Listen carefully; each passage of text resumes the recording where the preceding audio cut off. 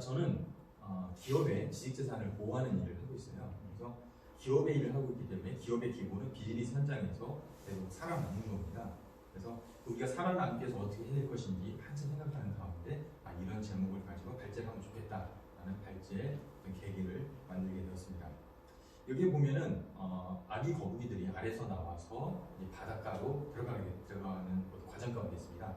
그런데 이 바다 거북이가 아래서 나와서 바다로 들어가기까지는 하나의 과정이 필요한데 이 모래밭을 일단 지나가야 됩니다. 근데 모든 바다 거북이들이 이 모래밭을 다 지나갈 수 있는 거 아닙니까? 왜냐면 이 모래사장에서는 이 바다 거북이를 잡아먹고자 하는 새들이 막 날아다니기 때문이죠. 그리고 또 이제 이 바다 거북이들이 바다에 들어갔다 다 살 수 있는 게 아니고 바다 물고기들과 또 바다 물표범 그런 것들을 잘 극복해야만 살아남을 수가 있습니다. 실질적으로 모든 기업들이 창업을 하고 어떤 사업을 하지만은 다 성공하지는 않습니다. 그래서 몇 년 후에 남아있는 기업의 수를 보면 상당히 적습니다. 마찬가지로 기업의 기본은 뭐냐면 비즈니스 현장에서 어제도 살아있고 오늘도 살아있고 내일도 살아있는 것입니다. 생존의 가치는 우리가 생존에 있어야 또 성공도 꾸길 수 있다는 거죠. 자, 그러면 우리가 비즈니스 현장에서 계속 살아남으려면 어떻게 해야 되느냐? 저희들이 알기로는 준비를 해야 됩니다. 근데 그 준비도 어떻게 준비해야 되냐면 현실적으로 준비해야 된다는 거죠. 그래서 저는 기업들에 대해서 우리 기업의 기술을 보호하고 또 전략적 위를 선점하는 것이 필요합니다. 그러기 위해서는 우리가 지식재산 전략이 상당히 필요하고 특허와 상표와 디자인권을 확보하는 것이 필요하다고 늘 역설을 하고 있습니다. 그런데 이런 지식재산은 어떤 전략이라는 것은 그 지식재산을 확보하고자 하는 기업의 목적에 따라 다 다릅니다. 그래서 우리는 기술의 어떤 실질적인 권리 범위를 보호하기 위한 특허가 필요합니다. 그런 기업이 있고 우리는 그런 것보다는 일단 특허 건수가 많은 게 필요해요. 이 두 기업은 특허를 획득하는 전략이 다 다릅니다. 그래서 이쪽으로 갈 것이냐 이쪽으로 갈 것이냐를 선택하는 것은 실질적인 어떤 전략 또 경험을 아는 사람들의 도움을 받을 필요가 있습니다. 제가 만나보니까 어떤 특허에 대한 기업의 결핍과 고민은 뭐냐면은 과연 어떤 게 특허가 되지? 우리가 어떤 사업을 하고 있는데 이 사업의 어떤 부분이 특허가 되는 거야. 그리고 또 특허 사무소 우리가 일을 할 때 그쪽에서 보면 메일을 보내고 그러면은 분명히 한글을 써 있는데 읽어봐도 무슨 말인지 모르겠는 거예요. 이게 뭐야 이거? 뭐를 우리가 어떻게 해야 되는 건지 잘 모른다는 거죠. 그래서 어떤 게 특허가 되는지 그리고 특허 전문가들과 소통할 때 있어서 잘 소통이 안 된다는 거예요. 그래서 저희 회사의 소셜 IP 허브인데요. 소셜 IP 허브에서는 상장 준비 기업을 위해서 특허 아이템을 발굴하고 특허 관련 의사결정을 하는 일을 서비스를 제공하고 저희는 그것이 또 비즈니스 모델입니다. 그래서 상장 기업이 특허 사무소한테 특허 출원을 의뢰하고 특허 사무소의 명세서를 작성하면은 저희들이 검토해서 최종 출원 지시까지 하는 가운데 있습니다. 저희는 이 서비스를 상장 준비 기업을 위한 지식자산권 컨시어지 서비스라고 보고 있습니다. 그런데 이러한 일들을 하다 보니까 단순히 특허를 받아야 된다, 많이 확보해야 된다 이렇게 얘기할 수가 없더라고요. 왜냐면 제가 처음에 뭐라고 말씀드렸냐면 기업은 뭐를 해야 된다고 했죠? 기업의 기본은 생존. 그러면 특허를 받는 게 진짜 생존하고 직접적으로 연결되는 걸까요? 그걸 다시 한번 확인해야 된다는 거죠. 그래서 저희가 던져봤던 건 뭐냐면 Y라는 질문이었어요. 왜 우리가 특허를 받아야 되지? 왜 우리가 상표를 받아야 되지? 왜 디자인권을 받아야 되지? 당연히 특허를 받아야 되는 건 우리가 기업이 특허가 필요하니까 받아야 되죠. 그래요? 왜 기업에 특허가 필요해요? 이렇게 Y라는 질문을 자꾸 던져보는 겁니다. 그래야만이 우리가 특허를 위한 특허를 확보하는 게 아니고 기업의 생존에 도움이 될 수 있는 특허를 확보할 수가 있습니다. 그래서 만약에 우리가 어떤 특허와 상표와 디자인에 대해서 생각을 해보신다고 그러면은 왜 우리가 그걸 확보해야 되는지 그 이유, 첫 번째 근원적인 이유에 대해서 항상 물음표를 갖는 것이 상당히 필요합니다.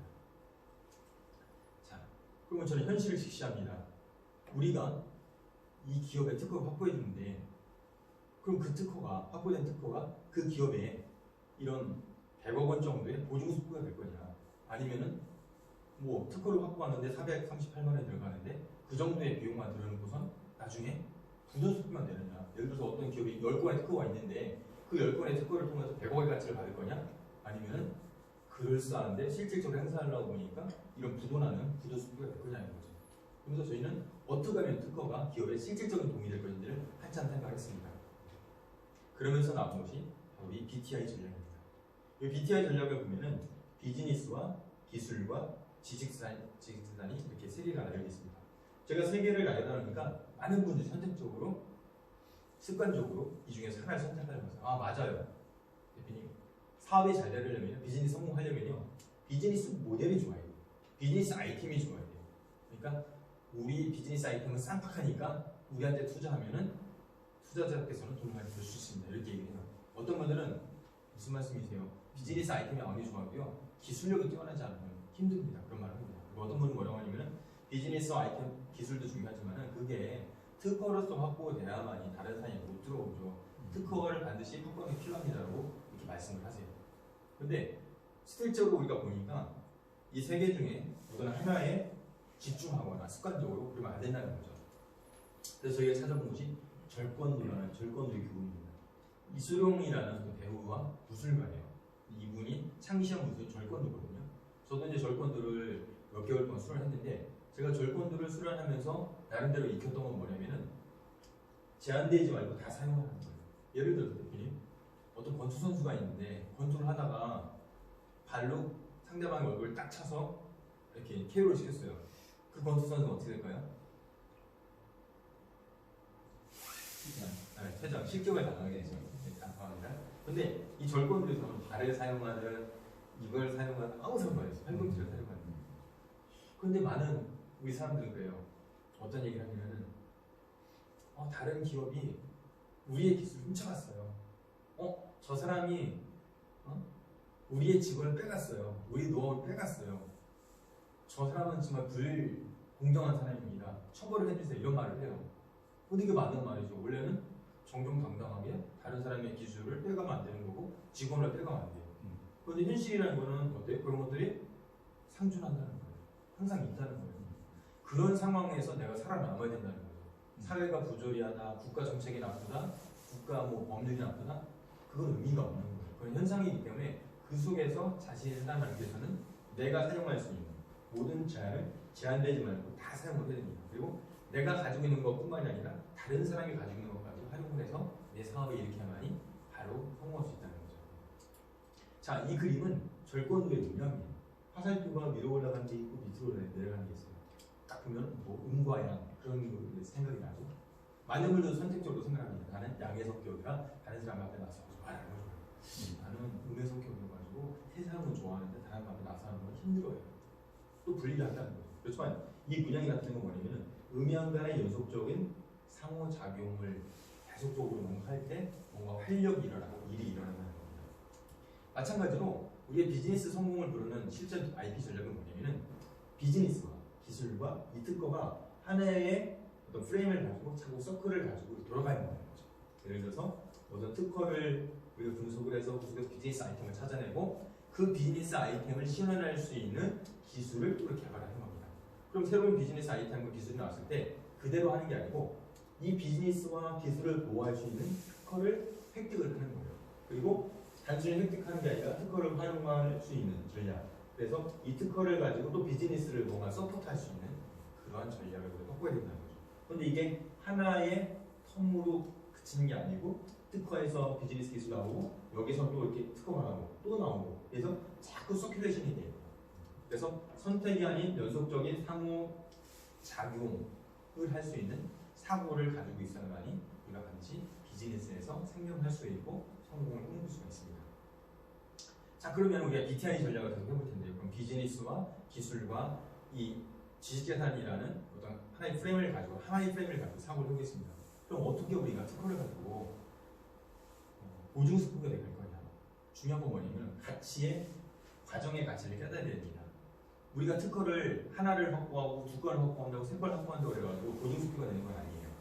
우리가 특허를 확보하는 가운데 어떤 과정이 있는데 그 과정을 탄탄하게 가져가느냐 그 과정으로 없이 그냥 결과만 가져오느냐에 따라서 어떤 특허는 보증수표가 될 수 있고 어떤 특허는 부도수표가 될 수 있습니다.